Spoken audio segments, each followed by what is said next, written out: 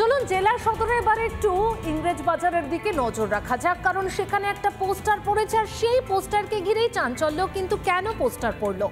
ইংরেজ বাজারের কুলিপাড়ায় বিজেপি পেয়েছে 760টি ভোট আর তৃণমূল পেয়েছে 185টি ভোট। আর এরপরই এলাকায় পড়লো পোস্টারে লেখা যার যা কাজ করানোর আছে তা বিজেপিকে বলুন। আর এই পোস্টারকে ঘিরেই চাঞ্চল্য তৈরি হয়েছে এলাকাতে।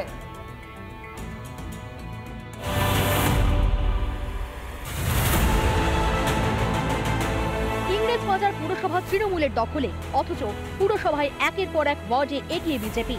সেই তথ্য সামনে আসতেই কুলিপাড়া এলাকায় পড়ল পোস্টার। ইংরেজ বাজার পুরসভার 25 নম্বর ওয়ার্ডে যেখানে আমরা দেখতে পাচ্ছি, এবং তার নিচে এইবারের যে নির্বাচন এবং সেই লোকসভা নির্বাচনে বিজেপি এই কুলিপাড়া অর্থাৎ 25 নম্বর ওয়ার্ডে কুলিপাড়াতে বিজেপি ভোট পেয়েছে 760 এবং তৃণমূল কংগ্রেস ভোট পেয়েছে 185। পরে যেটা লেখা আছে, আবি जो जिसका काम करना है तब अपना काम बीजेपी के साथ करवाइए। যেহেতু এই এলাকায় তৃণমূল কংগ্রেস ভোট কম পেয়েছে এবং বিজেপি এখানে ভোট সব থেকে বেশি পেয়েছে, তার ক্ষেত্রেই এখানে কিন্তু রীতিমতো এই এলাকায় একটা পোস্টার পড়া হয়েছে। इसको भी जो भी काम करवाना है बीजेपी वाले से जाके करवाए, वोट कहीं पर भी दे सकते हैं। ऐसा करना सही नहीं है। हर इलाका में तो वोट आता है, कहाँ कहीं पर करता है, यहीं पर करता है। जो टीएमसी कार्य करता है लड़का लोग वही सब किया, वोट नहीं पाया इसलिए। পোস্টার নিয়ে শুরু হয়েছে রাজনৈতিক তরজা। না, আমাদের ব্যাপার না, তাহলে তো গোটা শহরেই হতো, গোটা ইংলিশ বাজার ব্লকেই হতো এই পোস্টার। তা হয়নি, এটা বিচ্ছিন্নভাবে কে কি করছে ওটা ওদের ব্যাপার, আমাদের কোনো ব্যাপার নেই। যারা লিখে সেটা দিচ্ছে, এটা কোনো পার্টির পোস্টার আছে নাকি? বিজেপি সংগঠনের কেউ এত বোকা নয় যে এই পোস্টার দেবে, কারণ কাজ স্বাভাবিকভাবেই পৌরসভার মাধ্যমেই হয় এবং পৌরসভা তৃণমূলের কন্ট্রোলে আছে এবং কাউন্সিলরও তৃণমূলের আছে। বিজেপির এটা কাজ নয়, এটা তৃণমূলের গোষ্ঠীদ্বন্দ্বের ফল এবং একটা গোষ্ঠী আরেকটা গোষ্ঠীকে কালিমালিপ্ত করতে এই কাজ করছে। লোকসভা ভোটে মালদায় ধুয়ে মুছে সাফ তৃণমূল, আর এতেই কি শাসক দলের রোষের মুখে স্থানীয় বাসিন্দারা? এখন এই পোস্টার নিয়ে এলাকায় তীব্র একটা চাঞ্চল্য ছড়িয়েছে। মালদা থেকে ক্যামেরা সুশান্ত সরকারের সঙ্গে দীপঙ্কর গোস্বামী, রিপাবলিক বাংলা।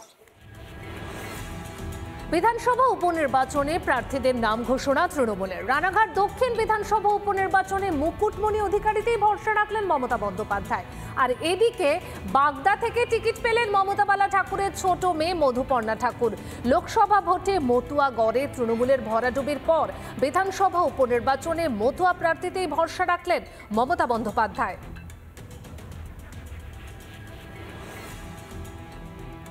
আমরা আমাদের সমস্ত ভোট ব্যাংককে ভোট বাক্সে কনভার্ট করতে পারিনি। রানাঘাট দক্ষিণের মানুষ তাদের আশীর্বাদ আমাদের উপরে রেখেছেন এবং আমি তাদের কাছে করজোড়ে বিনতি করব যে এলাকার সার্বিক ডেভেলপমেন্টের জন্য আপনারা এই উপনির্বাচনে আমাকে ভোট দিয়ে তৃণমূল কংগ্রেসকে জয়যুক্ত করুন। বাগদার মতুয়ারাই তারা চেয়েছে যে আমাদের মতুয়াদের ভিতরে প্রার্থী হোক এবং আমার তৃণমূল কংগ্রেস তো আছে সেখানে। আমরা আশাবাদী যে আমরা এটাকে রিকভার করে আমরা এবার জয়যুক্ত হব। আমার মা ঠাকুমা আমাদের ঠাকুর বাড়ি জানে চলে আসছে রাজনীতি থেকে। আমার মাই এখন যখন আছে এখানে রাজ্যসভার এমপি, আমার মাই আমার পিলার, আমার স্ট্রেংথ, সব কিছুই আমার মা। মানে বাগদার লোকেরা সবাই বুঝবে, অটোমেটিকলি ওরা আমাদের ভোট দেবে, আমাদের পেছনেই থাকবে। দুর্নীতি চলছে পশ্চিমবঙ্গে এবং সেই দুর্নীতির রানী হচ্ছে মমতা ব্যানার্জি। সেইখান থেকে দাঁড়িয়ে সেই বাগদায় কাকে সে বাগদাবাসী জিতাবে সেটা তো সময়ই বলে দেবে। নমস্কার, আপনারা দেখছেন রিপাবলিক বাংলা আর আপনাদের সঙ্গে আমি রয়েছি পায়েল। ঘড়ির কাঁটায় 4:30, আর 4:30 মানে সময় জেলা সদরের, আর জেলা সদর মানেই জেলার গুরুত্বপূর্ণ খবর। শুরুতেই যে খবরের দিকে নজর রাখতে হচ্ছে, জয়ের পরেও স্বস্তি নেই তৃণমূলের। অব্যাহত শাসক কোন্দল। এবার দলের কর্মীদেরই বিশ্বাসঘাতক বলে আখ্যা অরূপ চক্রবর্তীর। বিশ্বাসঘাতকদের তাড়িয়ে দেওয়া হবে দল থেকে, হুঁশিয়ারি বাঁকুড়ার জয়ী প্রার্থী অরূপ চক্রবর্তীর। দুষ্ট গরুর চেয়ে শূন্য গোল অনেক ভালো, তাই এই দুষ্ট কুকুর আমি আর দলে রাখতে চাই না। প্রকাশ্য জনসভায় দলীয় কর্মীদের হুঁশিয়ারি অরূপের। লোকসভা নির্বাচনে বাঁকুড়ায় জয়লাভ করেছেন তৃণমূলের প্রার্থী অরূপ চক্রবর্তী। তবুও দলের একাংশের বিরুদ্ধে বিশ্বাসঘাতকতার অভিযোগ আছে জয়ী প্রার্থীর। তবে বাঁকুড়া বিধানসভা ও তালডাংরা বিধানসভার বেশ কিছু পঞ্চায়েত ও পুরসভায় এগিয়ে রয়েছেন বিজেপির সুভাষ সরকার। তৃণমূলের খারাপ ফলের কারণ হিসাবে দলের কর্মীদের একাংশকেই বিশ্বাসঘাতক বলে দেখিয়ে দিয়েছেন অরূপ চক্রবর্তী, আর তাদের দল থেকে তাড়ানোর হুঁশিয়ারি অরূপের। বৃহস্পতিবার সিমলাপালে জনসংযোগ ও শুভেচ্ছা বিনিময় কর্মসূচিতে হুঁশিয়ারি অরূপ চক্রবর্তীর। কিছু বিশ্বাসঘাতক আছে যারা তৃণমূলের খেয়ে বড় হয়েছেন, সেই আমি তাদের বিরুদ্ধে রাজ্যকে অভিযোগ জানিয়ে দল থেকে তাড়িয়ে দেওয়ার ব্যবস্থা করেছি। নিজের মন্তব্যেই অনড় তৃণমূলের জয়ী প্রার্থী অরূপ চক্রবর্তী। বিশ্বাসঘাতকের তালিকায় একজন পঞ্চায়েত সমিতির সদস্য আছেন বলে জানান অরূপ। যারা তৃণমূলের খাবে করবে আর তৃণমূলের বিশ্বাসঘাতকতা করবে তাদেরকে কোড়ারে বার করে দেবো, ঠিক আছে? আমি এটা রাজ্যকে জানাবো, রাজ্যে অনুমোদন পেলে তাড়িয়ে দেবো। অরূপ চক্রবর্তীর বিস্ফোরক মন্তব্যকে ঘিরে শুরু রাজনৈতিক জল্পনা। যদি দলীয় কর্মীরা বিশ্বাসঘাতকতা করে থাকেন তাহলে বাঁকুড়া লোকসভায় কি করে জিতবে তৃণমূল? প্রশ্ন বিজেপির। উনি নিজেই স্বীকার করছেন যে তার দলের লোকেরা তার হয়ে কাজ করেন না। তার মানে উনি কিভাবে তাহলে জিতলেন? বাঁকুড়া লোকসভায় তো উনি জিতেছেন, তাহলে জিতলেন কিভাবে? উনার দলের লোকেরাই যদি ওনার হয়ে কাজ না করে থাকেন তাহলে কি উনি চুরি করে জিতেছেন? উনি নিজেই স্বীকার করছেন সেটা। আর একটা জিনিস বলবো যে যে যেমন মানুষ তার মুখ থেকে সেরকমই ভাষা বেরোবে। বাঁকুড়ায় জয়ী তৃণমূল, তা সত্ত্বেও কোনো এলাকায় পিছিয়ে পড়লেই রোষের মুখে পড়তে হচ্ছে দলীয় কর্মীদের। প্রকাশ্যে আসছে শাসক দলের গোষ্ঠীকোন্দল। বাঁকুড়া থেকে মৃন্ময় পানের রিপোর্ট, রিপাবলিক বাংলা। ফের হুঁশিয়ারি রাজনীতির শাসকের। লোকসভায় কোচবিহারের 3 পুরসভা এলাকায় পিছিয়ে তৃণমূল। মাথাভাঙা, দিনহাটা ও কোচবিহার শহরে এগিয়ে বিজেপি। 3 পুর এলাকায় বাসিন্দাদের হুঁশিয়ারি উদয়ন গুহর। শাসকের রোষে বন্ধ উন্নয়ন। আমার নিজের দিনহাটা শহরের জন্য আমি 1 টাকা বরাদ্দ করিনি এবং কোচবিহার শহরের জন্য 1 টাকা বরাদ্দ করিনি। রাজনীতি মানে ক্ষমতার লড়াই, পেশি শক্তির লড়াই। সেই লড়াইতে টিকে থাকতে গেলে যা যা করা দরকার আপনারা করবেন।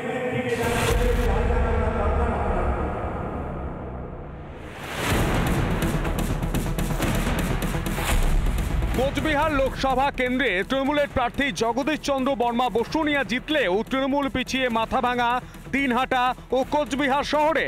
আর তাতেই শহরবাসীর উপর ক্ষেপে লাল উদয়ন গুহ। শহরের মানুষ মুখ ঘুরিয়ে নিয়েছে তৃণমূলের থেকে। শহরের মানুষ বিজেপির পক্ষে। কার্যত স্বীকার করে নিয়ে মাথাভাঙা, কোচবিহার ও দিনহাটায় উন্নয়ন বন্ধের হুঁশিয়ারি দিলেন উদয়ন গুহ। আমি মাথাভাঙা 1-এর জন্য 4 কোটি টাকা এবং মাথাভাঙা 2 ব্লকের জন্য 10 কোটি টাকা বরাদ্দ ব্যবস্থা করে এসেছি।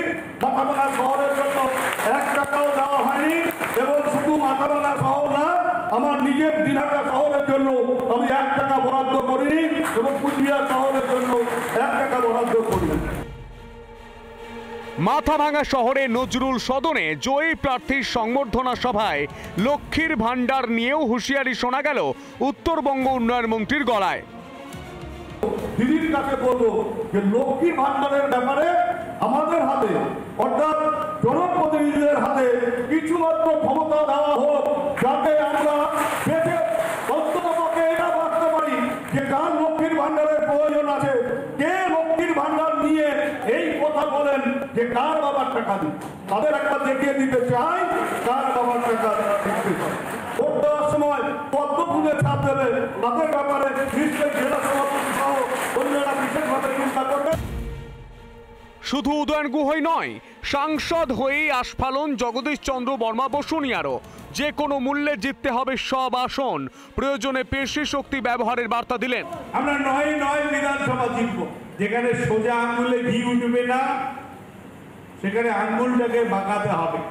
রাজনীতি মানে ক্ষমতার লড়াই, পেশি শক্তির লড়াই। সেই লড়াইতে টিকে থাকতে গেলে যা যা করা দরকার আপনারা করবেন। তবে কি ভোটে জিততে যে কোনো পন্থা অবলম্বন করতে পারে রাজ্যের শাসক দল? শাসকের রোষে বন্ধ হবে উন্নয়ন। তৃণমূল কংগ্রেসের বিরোধীতে রোকবার জন্য যে রুচিহীন রাজনীতি সর্বনিম্ন সীমাও অতিক্রম করেছে। উত্তরবঙ্গ উন্নয়ন দপ্তরের বরাদ্দ কাকে কোথায় দেওয়া হবে এটা প্রকাশ্যে যেভাবে তিনি বলছেন, একজন মন্ত্রী হিসাবে এই কথা কি তিনি বলতে পারেন? শহরাঞ্চলে তৃণমূল কংগ্রেস উত্তরবঙ্গ এবং দক্ষিণবঙ্গে ভরাডুবির পর এবার তারা অর্থনৈতিক সন্ত্রাসও শুরু করেছে। সরকারি প্রকল্পের সুবিধা পেতে ভোট দিতে হবে তৃণমূলকে। সরকারি প্রকল্পের টাকা কি তৃণমূলের? রিপাবলিক বাংলা।